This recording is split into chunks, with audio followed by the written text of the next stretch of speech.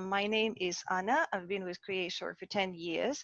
My background includes the experience in channels and sales development, in business development, in project management, and I've been leading the head of the team of pre-sales for about 3 years. And my major focus is in transforming customer requirements into the automated business processes, and that is exactly what we're going to talk about during this workshop. As I'm using daily Creatio low and no-code tools for that, I'm going to walk you through the general guideline, how to design the process, choose between BPM and DCM frameworks, and we're actually going to set up both of these types of processes in live mode. So to give you an idea of what it takes to design a business process, I would like to talk more about the actual steps that define the process design. So every process starts with choosing the target users whose daily operations we are determined to improve. And by building a business process, we are planning to streamline their performance and make sure they know what and how to do. Therefore, another stage of a process design is to describe necessary steps and actions. And finally, decide which of those are actually taking the valuable time of the users but are not bringing the value, and which require human involvement and decision of the users. So let's walk step by step what it means, each of those stages of process design. So when defining the future users of the system, we again recommend to create a profile of the average user, considering very different details to the level of what systems the users are utilizing currently, any legacy systems they're utilizing, current usage of social media, informal company habits, company communication channels, eagerness of managers to accept changes, willingness to adapt to them. Even age may have a great impact on further user adoption. So the goal is to make sure the process is intuitive and simple enough for users to understand, accept, and follow. Additionally, it is necessary to make a clear decision what number of systems the user is interacting daily. So ideally, it should be one platform with all necessary functions and data, and with required depth of user guidance. So as a user, I need to be very comfortable with the system to feel it's not taking my time and it actually helps me and is not another burden amongst the rest of the application. So that's the goal, to make sure the process we are implementing, bringing the value and helping the user. The next step is the process steps. So when we start putting the flow into a diagram, well, you may be surprised that your process prompts the same actions from different users, or it's even hard to understand who should be the owner of a particular step. So we recommend to make sure that whatever is being repeated constantly or becomes, as we say, monkey job, should be performed by the system. So whatever seems to become very complex, for example, lead assignment rules or dynamic rights delegation and so on, we say that it needs to be flexible. The next step of the process design, and actually the third one, is defining the depth of process automation. And that's where we kind of help to understand how much automation you can put into your process. Here is a precise list of things that the system can do for you. Obviously, any calculations can be performed automatically by the system. Let's say a thank you email for registration should be sent by the system immediately without user. There's no need to take users' time for that. Any data population which is copied from other places as well should be automated and available to the user as a guideline for the process step execution, but not the user actually copy pasting that. So these are the three key steps that need to be taken account when designing the process. But then once we, let's assume we have successfully completed all of the described steps and came to the point where we need to choose the tool for automation.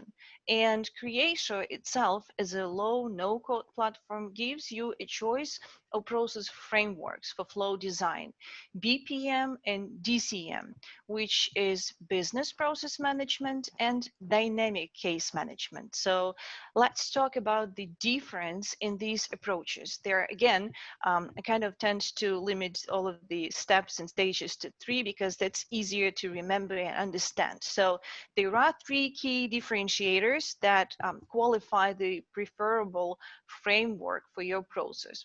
First one is defining whether your process is a set of recommendations or requirements. So how much room is allowed for the user within the flow. A typical DCM, dynamic case management process, is rather a set of recommendations, or it may be a combination of required and optional steps, while on the contrary, the BPM process prompts users to perform all steps to advance further.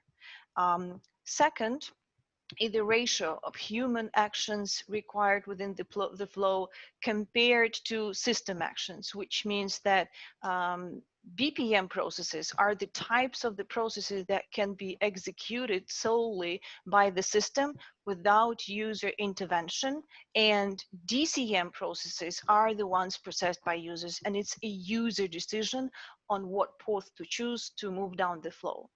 And the third differentiator is defining the maturity of your process, which means do you identify your process as company best practice that you wish to introduce to all of the users, or and you are sure that following this guidance will lead to success?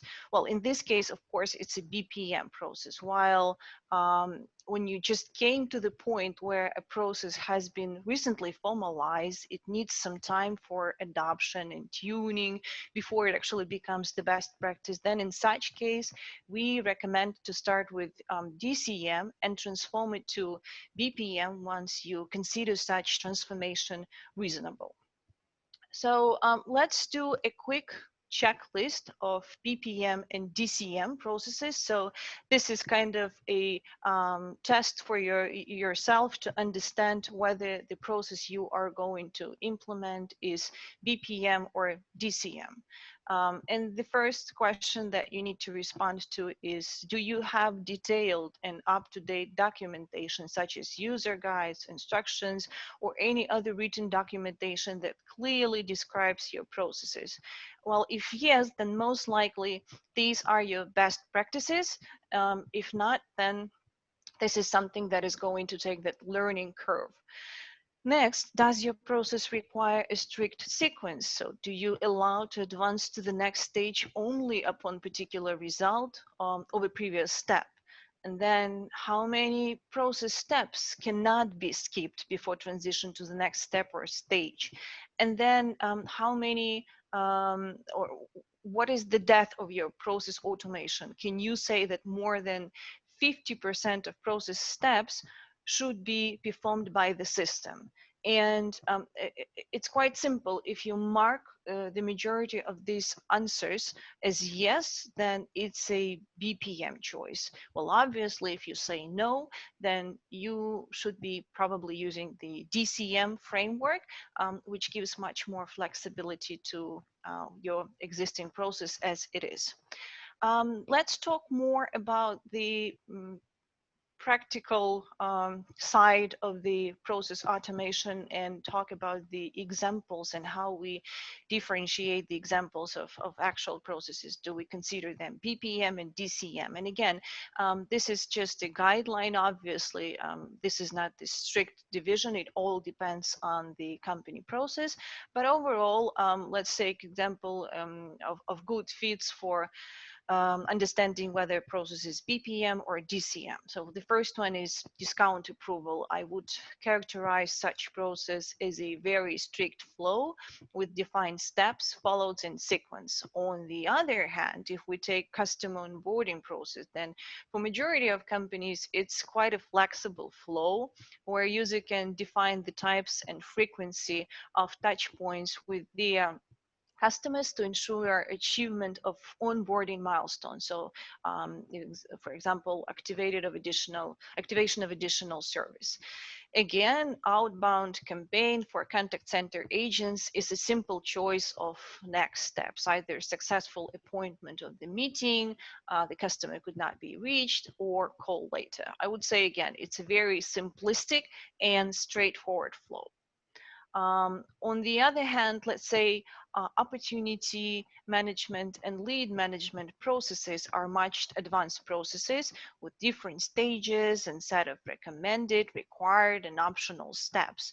And within the customer journey, user can advance to the next stage of the process or go back to previous. Let's say, for example, move lead to nurturing stage if currently there is no offers that suit customer needs, so go back, or transition to negotiation stage right from the qualification and needs analysis stage if the customer is quite engaged and has tight deadline on purchase. So as you see, uh, it's based on what we have discussed, the differences that define BPM and DCM frameworks, it is quite easy to analyze and understand what tools to use. And this is the moment where I would like to switch to the actual system and start with the BPM and DCM in action.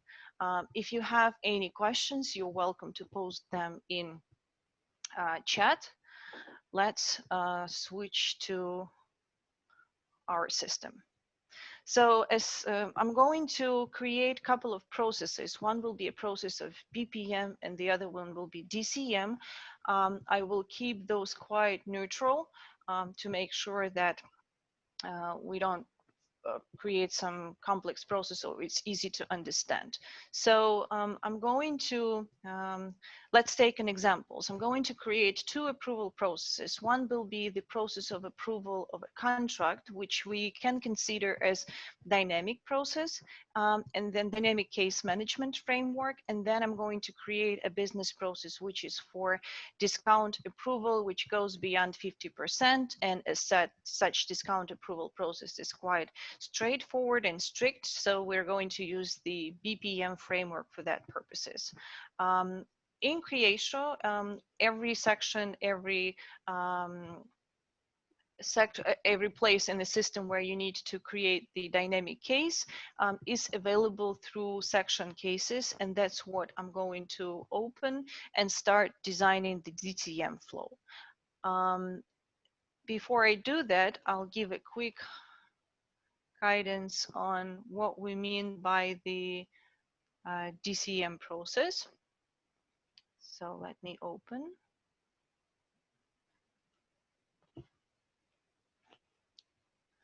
As said, BPM and DCM are usually the tools which we call low and no code, which means that I'm going to configure the process, but when I say configure, that means I'm actually setting up different steps and stages and not using any code. So let's create new case.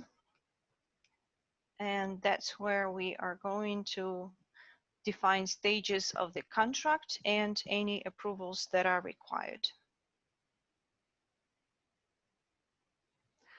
So this is the DCM process designer.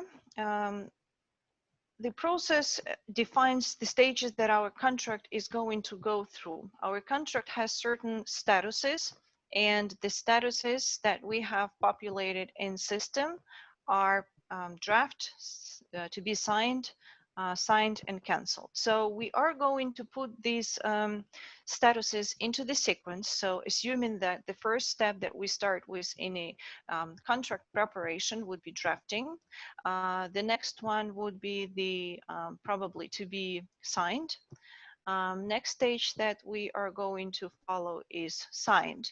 And then obviously there is another stage which is available here is canceled, but that should not be followed after the signed. And in our designer, DCM designer, we have such possibility as grouping with another stage. And we're going to group canceled with the stage of signed, and moreover, to make it more visually appealing, I'm going to recolor that stage to understand what happens with the contract whenever I open that page. So I'll preparation and approval. So that will be our process. Now, once we have set up the processes that our, the stages that our contract preparation and approval will go through, let's define what type of activities and actions we are going to incorporate into this flow.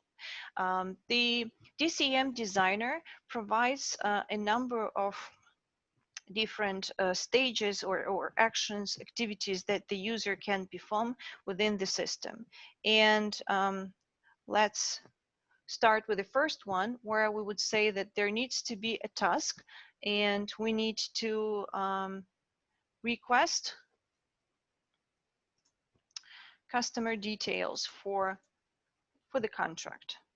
So we basically need to ensure that, let's say, there are any company name registration documents, then let's do that one, contract preparation. So what I'm going to do is I'm going to create an activity for the end user, saying that this user needs to complete the task and request from the customer any additional information.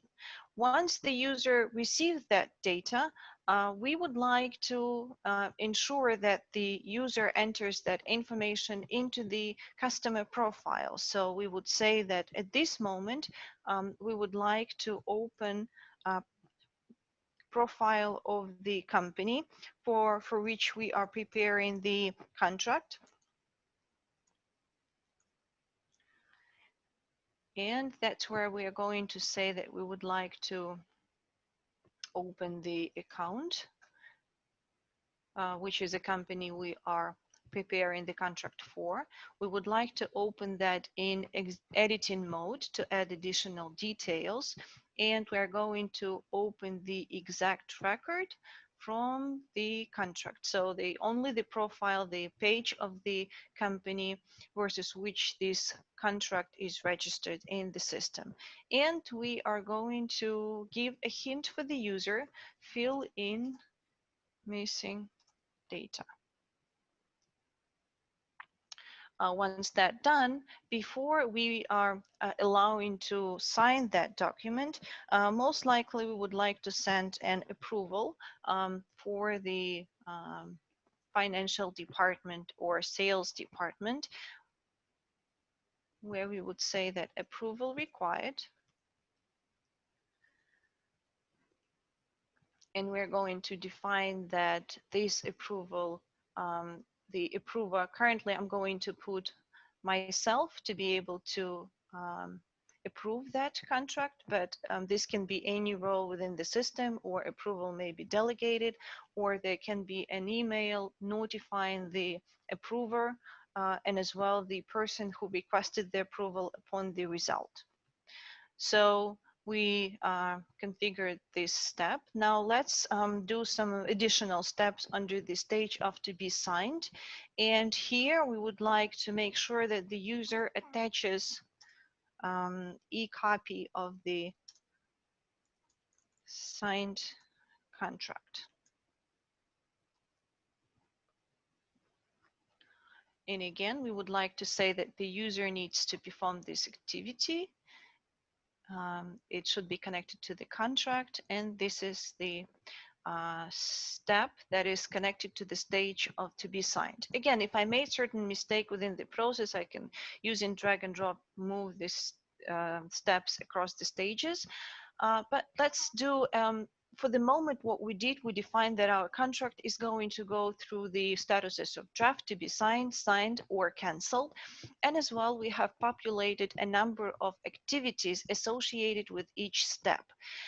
Now, going back to our intro and explaining the DCM and BPM, right now, my all of the steps kind of optional except for the approval, which is marked with red star, which means that the user has an option to go to the next stage just by clicking on the progress bar, which you will see in action in a couple of minutes, or the user can actually follow the recommendations. So in other words, all of these steps are kind of recommendations to the user.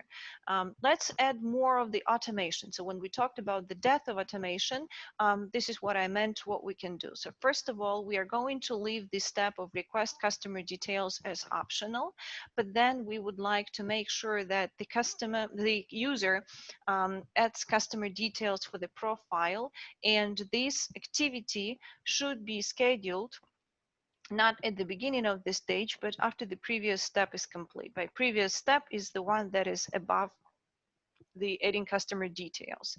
And only after the adding of customer details, we would like to request an approval for the contract. Again, I am leaving this step as required, and I would like as well to place that approval after the details are added to the customer profile, so after the step is complete. Moreover, I would like to say that I don't want a user to actually spend time and click on stages to make sure that the contract status is updated.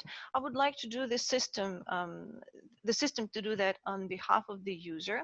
So we are going to say that we can transform to the next stage automatically if all steps are completed. And again, I have a choice if I would like to allow upon completion of only required steps, or this would be still a user decision to advance to the next stage. But in this case, let's leave it as all steps are completed.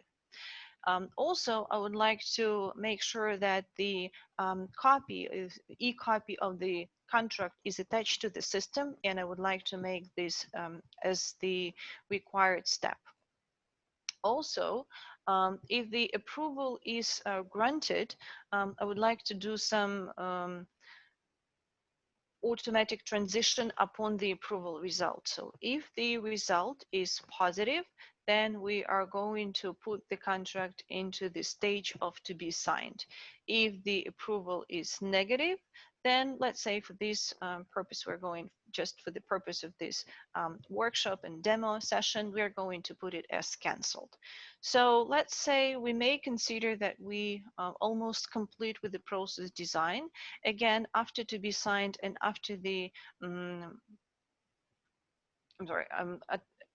doesn't make any sense. So signed needs to follow by the attached e-copy of the signed contract. So let's say we're going to place that activity under the signed, and let's probably make another change and let's say move approval to the to be signed. That makes more logical sense to me. And in such case, we may also change it to, if negative, let's leave it as draft. So that makes more sense to me, sorry. Again, so we have customized this process. We're going to leave here again the automatic transition, and signed will be also the automatic transition if all steps are completed. So what, again, a recap of what we have designed. So we said that the contract has the following stages. Each stage is associated with set of activities or actions. Some of these actions are actually to-do tasks. Some of these are, instead of creating additional action, we're just opening for user the page of account to fill in missing details that are needed for contract printable form population. And we also have added the approval as part of the verification of this process. We haven't used a couple of another steps within the process, and I'm going to touch base on the sub-process and BPM in a while after we move to the BPM framework. There's also a possibility to change the access rights and send email as a notification. Anyway, I think we are complete with this quite simple but nice process. So we're going to save it and actually see that in action. So let's probably create a new contract. And as you see right now, my contract is drafted, and by DCM we mean that the record of contract has been populated with these statuses: draft, to be signed, and signed. Let's populate some details here. Say that this is a certain company. There are certain details. We're going to add the contacts.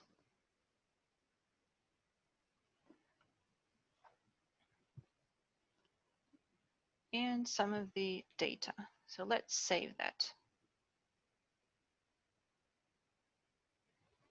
So what happened here, let's go back and open our page. By process automation, the flow that we have just designed, we had the very first activity where we needed to request customer details for contract preparation. And I'm going to complete that activity and say that I have collected this data.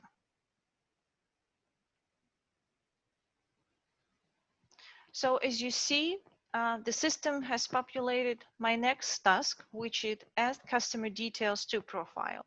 And by clicking on the hyperlink, I am directed to the profile of Alpha Business. So I'm actually right now, I've been moved automatically to account section. And that's where I see customer information, and if needed I can add more details. And to make it more straightforward for the user, the system tells me that I need add customer details to the profile, and it actually says for me the fill in missing details. So and I have an options to perform it later, to cancel, or actually we're going to save it and see what happened next. And as you see, I have completed that task. They go in direct sequence as we have set up in our DCM flow. And my next step is approval required. So I can approve it from here. My system gives me ability to approve from a different place under the details of a contract. And there's also a communication panel, which unifies for me all of the approvals that I need to perform and puts them into the queue. And again, following by hyperlink, let's say 1, this is the number of my contract, I can simply go or approve it from here. Let's approve it and see what happens next. So I'm going to set my approval.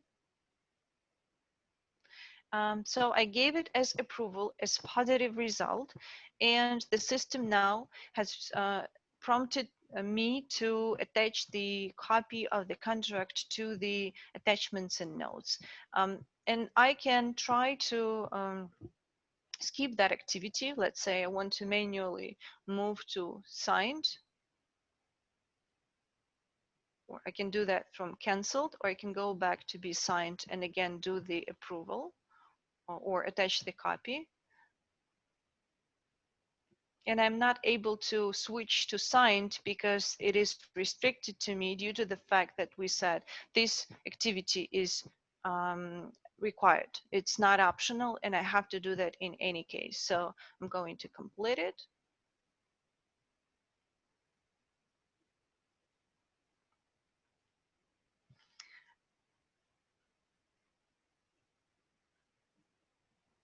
And that's where the system will now allow me to go to signed. And so this was my DCM case. It actually stores any history of my activities and makes it quite simple to realize what is currently happening with this contract, what is the statuses, what are the actions and approvals performed. Now, as you see, we may go back and forth within the process flow. I may say it's now drafted because it hasn't been signed yet. There are any need of changes. So that's what we mean by flexibility. And the actual approval process is quite It's sequential and it can have certain approvals in parallel, but I would say that it still gives a lot of room to the end user to decide to what stage to move. You see, I can click on the status manually and move to be signed. I can complete the tasks. So we give ability to choose what recommendation to actually take into consideration for the end user, or what action need to be performed as required. And that is the actual framework of dynamic case management. Now, let's take another example of the BPM framework, the Business Process Designer, and see the discount approval, a quite different way of designing a business process. So let's go to our process library, and that's where we store all of our business processes. As you remember, the BPM framework allows to set up processes which are solely executed by the system, which means that any processes that are designed and run by system without any user interaction, they are stored in process library. There is a dedicated process log that allows to keep track of all of the launch processes, their versions, instances, but the goal here is to show you what is meant by structured and sequential flow, where all steps need to be executed. So let's create a new process, and we are going to design a process which is the discount approval of the order. So let me for a moment open the order page. And explain what we're going to customize. So this is our order. We are going to set up the approval processes for the products in orders where the discount has been entered as 50%. So as you see, this one does not have this progress bar, but it has the approvals, which we are going to populate by the business process and react to the change of the discount of products in order. So let's go to our process designer and use all of the elements which are available on the left and start our business process by a signal where the system, let's call this process as discount approval. And let's say that this will be the 50% discount added. And it has been added to the products in order.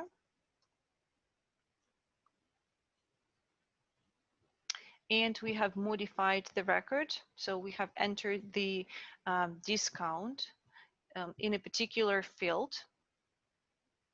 And we know exactly the fields we're going to place that discount. So again, a quick recap. There is a dedicated column for this discount. So we're going to add the discount here and say that we're going to react to this change. And we're also going to say that we need to make sure that we only react to those where the discount is 50. This can be more or less. Again, there are different conditions that are applicable here, but we are going to focus on those changes which are made to the products going above allowed threshold.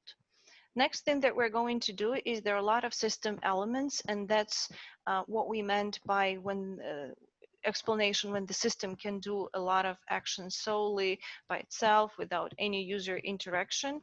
And this is the set of actions that system can use. For example, modify data, delete data, read data. So do any operations with data instead of user. So if a user needs to validate the phone number, needs to validate some product information or whatever, instead of opening and copy pasting that data, the system can do on behalf of the user. There's also ability to perform certain calculations within the formulas, which system can also do. Let's say calculate the actual discount amount. The user does need to do that. The system does that automatically. Additional options to trigger a business process, another business process, as a machine learning model, a web service, or data prediction. So there are a lot of different system actions that can be performed by the system and the process, let's say. In a examples of the processes that have been automated with Creatio, the level of automation reached at certain moments to 80%, leaving just 20% to the user. And if that's when we talk about the processes like opportunity management, part of the opportunity management, the lead management, while the actual processes like sending a email on response time or resolution time of the case are the processes that are executed by a system without need of any user involvement. So let's again go back to our business process where we react to 50% discount of the order. We are going to read the data of the product in order, to fetch all of the data to understand what product was included there, what percentage was of discount was included there. So we're going to read product data, and we're going to read that from product in order.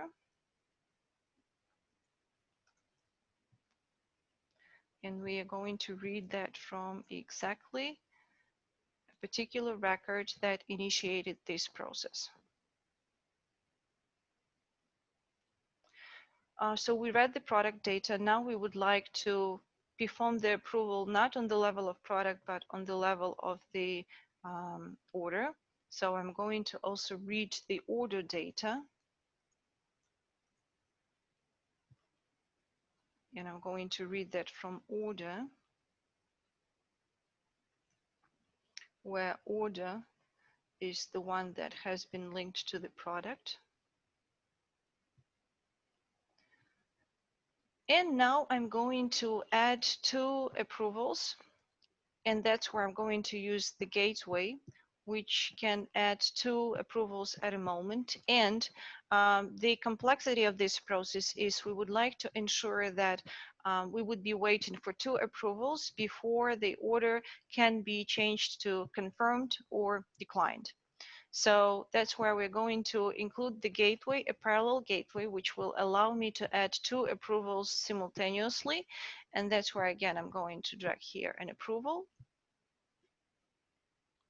And I would say approval for sales. This will be linked to order. And I have the order ID that I would like to link it to, and then the approver again. In this case, I'm going to choose the role from my organizational structure. And let's say that we would like to put sales. And then another approval that we would like to add would be for finance, for example. And again, I'm going to drag and drop here approval for finance.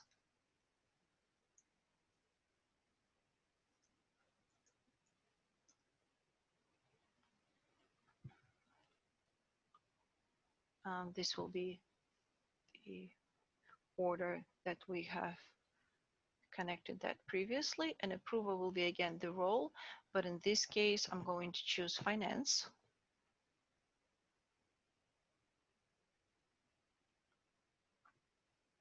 Now let's work with the flow. This is regular.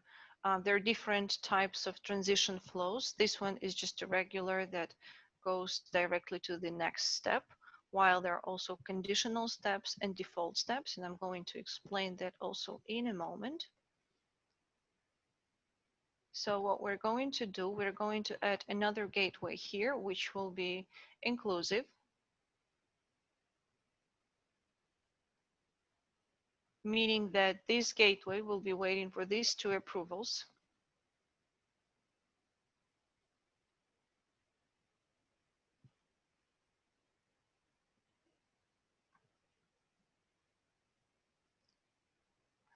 And once all of the approvals granted, we can do the next step. And we would like to say that would like to modify the order and put it in status of confirmed, for example. So let's connect this step right here and say that both approvals have been granted. We will modify the order. Again, the order, we always choose the exact order by unique identifier.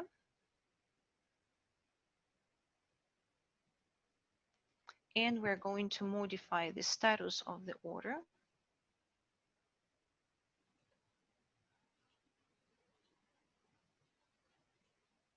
Say it's now should be set to confirmed. And now let's set the transition condition.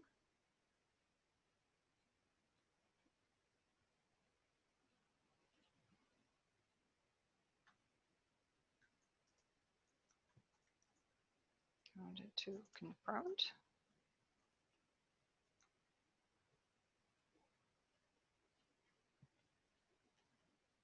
And that's where we're going to say that the approval for sales, the result of approval is positive. So the approval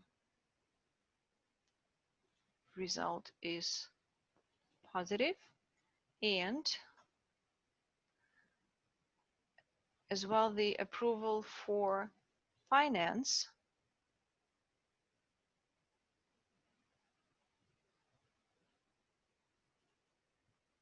is also positive.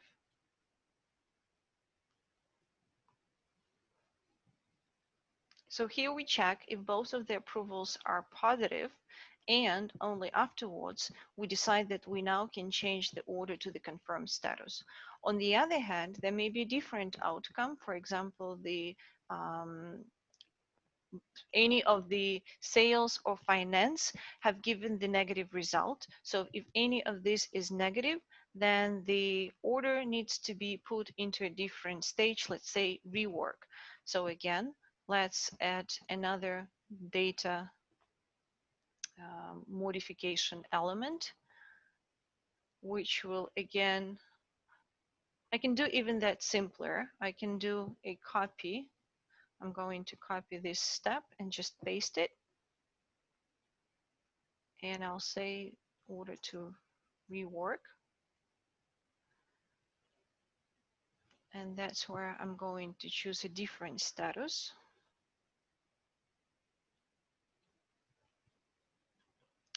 And now I am going to say that the transition condition should be slightly different. So I'm going to say that this at least one approval is negative. And this will be my condition again. So in the same way, I do check the results of the approval. So approval for sales, result of approval is negative.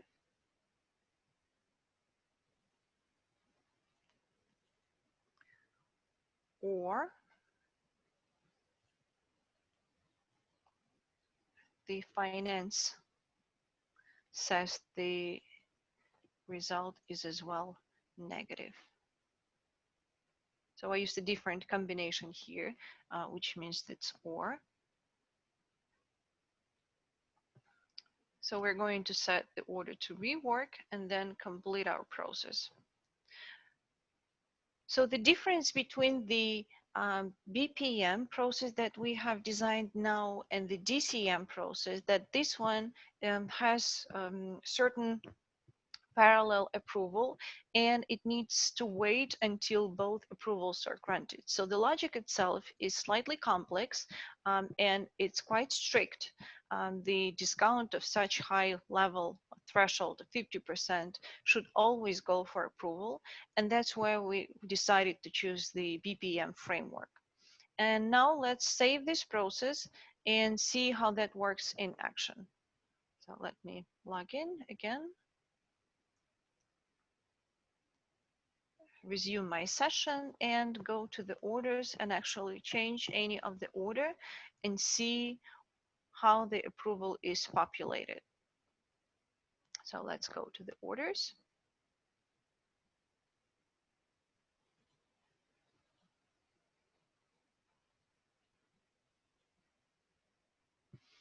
So they're my products. I'm going to change one of the products to 50% discount.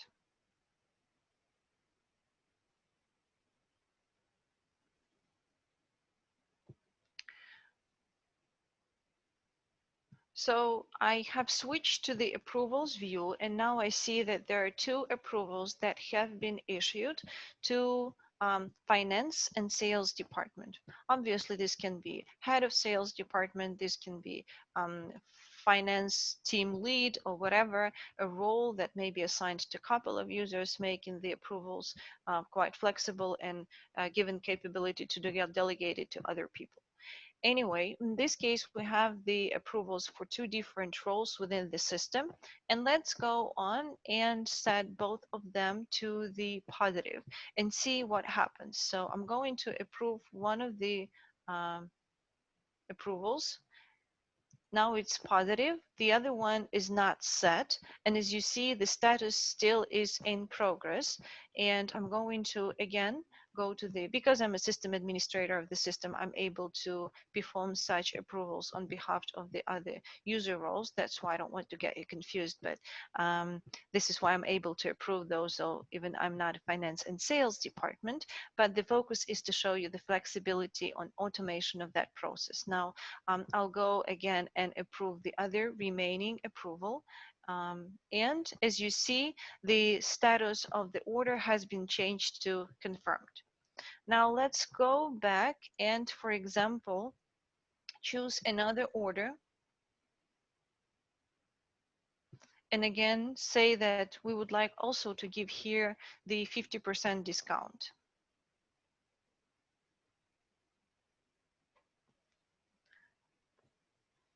So let's go back to our approvals and see. Again, I have two approvals that I need to set. I'm going to go ahead and reject one of those and say this is too much.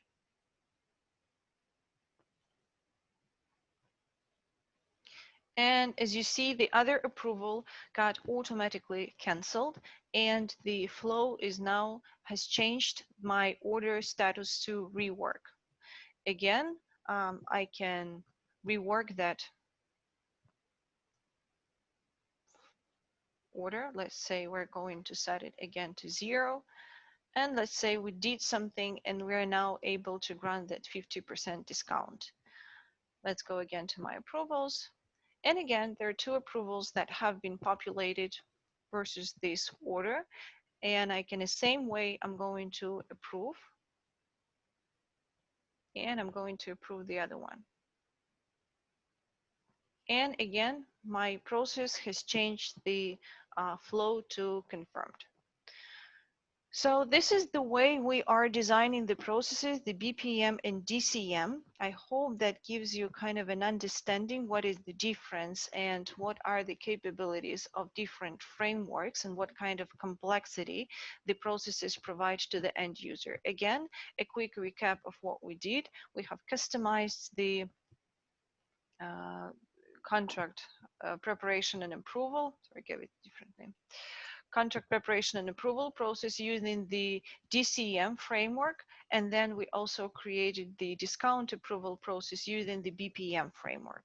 And here I would like to note that the process itself here includes about 4 elements which are executed by system automatically, while only 2 require user interaction. On the contrary, the contract preparation requires all of the user steps, and some of them are actually optional. Let's say in this process we gave user a room to decide if we have enough information on contract, we can just prepare and send it for signing, On the other hand, within the discount approval, we are following the exact sequence of steps, and there is no room to decide to user whether who should be approving this 50% discount, and if there are any change in the flow. It always goes in the same way, and it has to go through the verification of particular departments. And in the process design itself, also a quick comparison of the steps available within the different frameworks. This one provides all of the user action, while the BPM flow provides not only user actions, but as well the system actions, and gives ability to create different scenarios of the flow using the gateways and using different transition conditions. Here I'm going to stop and would like to answer any questions that might have come throughout our workshop. Give me a quick check.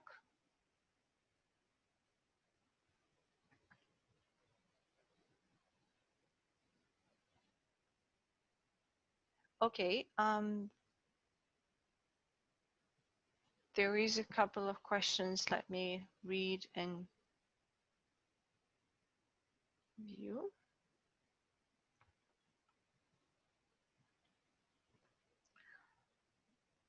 Okay, so the first one is, what happens if your process is semi-structured and there are certain steps that need to be always following in a sequence, and the other steps are which require user decisions, so the semi-structured processes.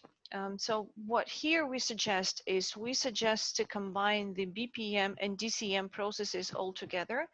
So let's say within the, we can say that the contract preparation process may also include the discount approval within the overall contract preparations. In such case, if this needs to be embedded into the contract, then we can use such step as the sub process. And here we can say that we would like to add the discount approval.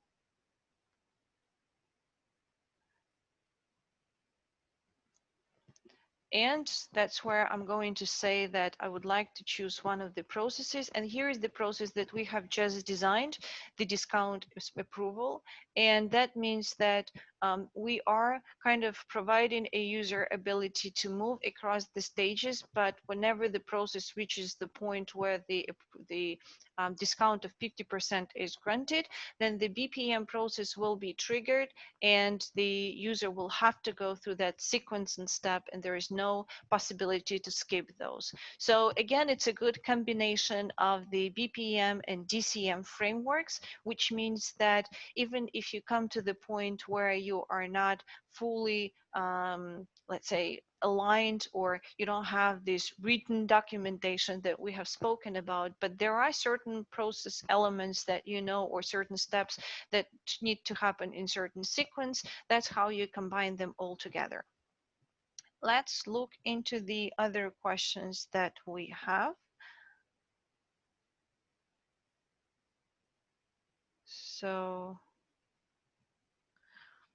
can you design a process, always a processes in BPM, meaning the DCM process will be also designed in BPM, if I get that right? Obviously, yes, you can use because the BPM framework provides the same steps at the DCM, you can design any process, in even the ones that you kind of see the feed for DCM, but there will be one consideration that need to be reviewed or evaluated. Whenever you are designing a flexible, the process that needs to give flexibility to the user, then you need to consider that there will be different outcomes of the steps, and user can have a step backward, a step forward. And when you start putting such process all together on kind of a diagram, to be honest, that becomes quite a complex process. And that's why you could see that by using the DCM designer, where I kind of said that this should be just an automatic transition, or I would like to wait for all optional steps, or just required steps, or user can manually transit to the next stage. This means that you're actually not combining that huge diagram. You're just placing the stages and steps, and that's it. So in other words, you can design a DCM process in BPM, but it will take much more time to consider all of the flows and scenarios, and it will be much easier to design a flow using the DCM capabilities. Let's look into the next part.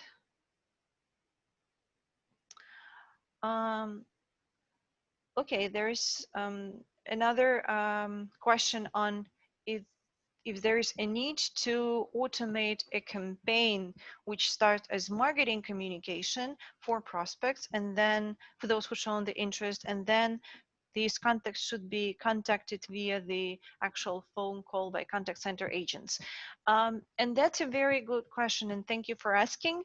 In fact, we have another tool for marketers to design such communications and transform that into the contact center calls. And for these purposes, we have a dedicated product of Creatio marketing, where there is a campaign designer, a different flow tool for designing such flows, and it also will be probably a part of the next communications. So another question.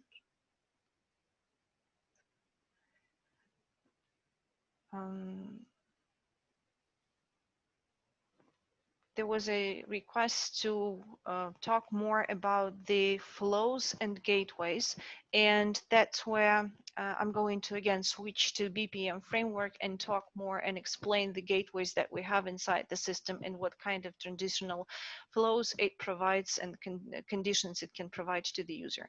So as mentioned, when you are designing the BPM flow, there are different exclusive, parallel, and event-based gateways, and as well inclusive gateways. So there are 4 types of gateways, which mean that you can decide how you advance to the next step of a process. Do you wait until all of the steps are completed, previous one, or you are fine to go with at least 1 step completed, or you need to catch additional signal to resume the process and move onwards, or you need to schedule more activities simultaneously. And then when you're using either of these gateways, the system, the capabilities of transitions, the conditions, the system provides ability to decide on different formulas, calculations, and parameters that can be used to move forward. In this case, I used the transition via the approval result. On the other hand, the system can calculate if certain number of days have passed. For example, we need to communicate with the customer in 2 days after certain events. So the condition here, there are different dates, functions that can be used. Again, it's quite, this is what we call by low code tools, where the system provides some predefined parameters that I can use and calculate from today, the 2 days, and then schedule the next activity, or result of a previous completed activity, activity completed, documents collected, or result of the order approval, or order payment status, or result of the opportunity details. So whatever can be put here as a formula with different consideration of system variables, functions, dates, times, or results of the previous steps. So these are all steps of the process, and any of these parameters can be used as condition to move further down the flow. So I'm going to look into the more questions. So another question, can I change the BPM into DCM and backwards? Well, we kind of touch base that one. Yes, obviously you can change processes back and forth. In other words, you will need to redesign those.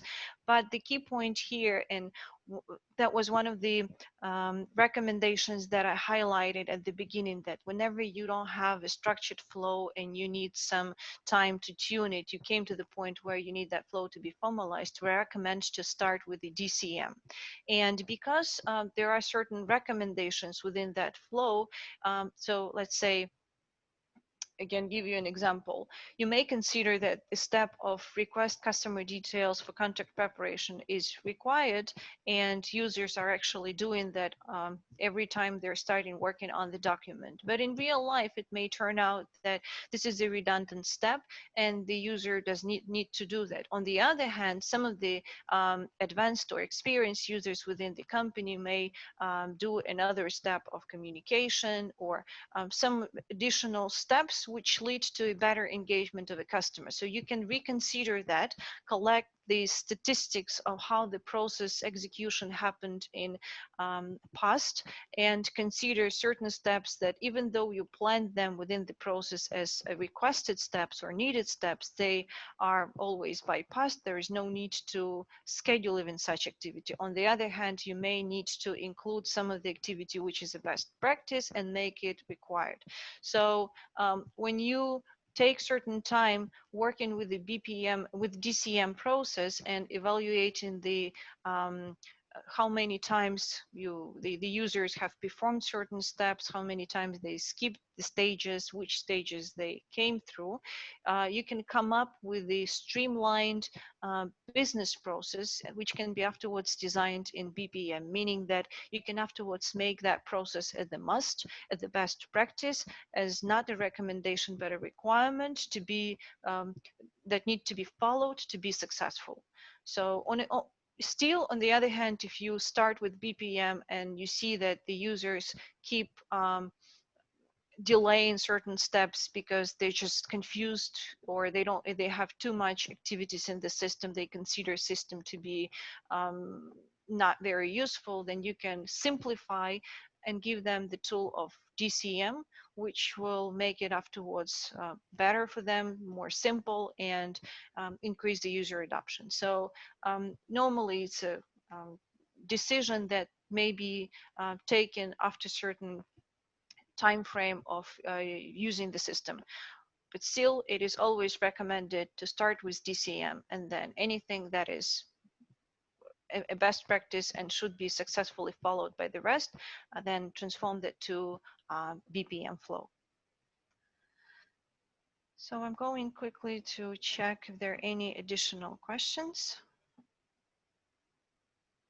I think we're done. I hope I gave you the idea of how to design a process and what it takes to make sure that your process is streamlined, you know how to design it. So I'm actually here, I'm going to thank you all for your time, for taking time and participating into this workshop. I hope it was useful, and have a good rest of your day. Thanks.